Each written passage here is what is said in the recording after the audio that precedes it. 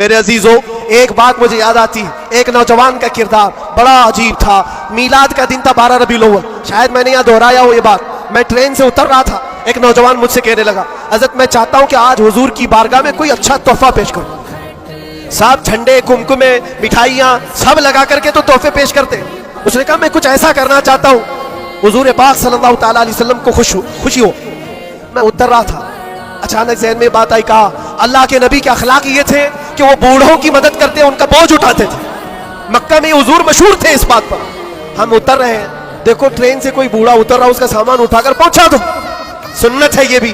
اور آج 12 ربیع الاول ہے، تم حضور کی بارگاہ میں خراج عقیدت پیش کر۔ یہ بات کہا اور میں بھی گزر گیا۔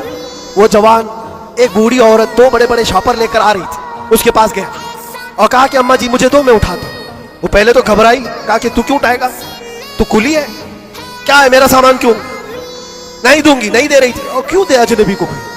اس نے اصرار کیا، اماں جی دے دو دے دو، اٹھا لوں گا۔ کہا اتنا کیوں کہہ رہا ہے بیٹا، تو سامان لے کے بھاگنا ہے، کیا کرنا ہے؟ اس نے صاف صاف سمجھا دیا، اماں جی بات یہ ہے آج 12 ربیع الاول کی تاریخ ہے، ہمارے پروفیٹ محمد صلی اللہ علیہ وسلم کا جنم دن ہے، اور ان کی عادت تھی کہ وہ بوڑھے لوگوں کا بوجھ اپنے ہاتھ اٹھاتے تھے۔ میں چاہتا ہوں کہ ان کا عمل دہراؤں، ان کے اخلاق پر عمل کروں اور میں ان کی روح کو خوش کروں۔ بوڑھی کے دل میں بات آ گئی، کہا لے لے بیٹا، تو تیرے نبی کی بات کر رہا ہے، آج تمہارا کوئی تہوار کا دن ہے، یہ کرنا ہے تو کرو۔ وہ شاپ پر لے کر کے گیا، اس کو جہاں تک پہنچانا تھا پہنچایا۔ یہ بات آئی گئی، گزر گئی۔ ہم بھی تو سوچتے ہیں کہ چھوٹی سی بات ہے۔ 6 مہینے گزر گنے کے بعد، 6-7 مہینے کے بعد اس نوجوان نے مجھ سے کہا کہ حضرت وہ بوڑھی عورت جس کا میں سامان اٹھایا تھا، وہ ابھی رابطے میں، کانٹیکٹ میں ہے، ابھی آئی اور کہہ رہی ہے کہ بیٹا 6 مہینے گزر گئے، اب تک میں تیرے نبی کا بایو ڈاٹا ہی پڑھ رہی ہوں، اب تک میں ان کے اخلاق ہی پڑھ رہی ہوں۔ کہا کیوں؟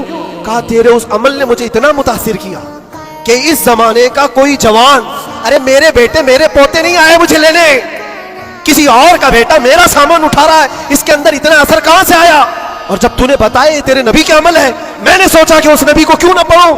پڑھتے پڑھتے میں اس مقام پر پہنچ گئی، بتاؤ تیرا نبی کہاں ہے، میں بھی جاؤں غلامی میں شامل ہو جاؤں۔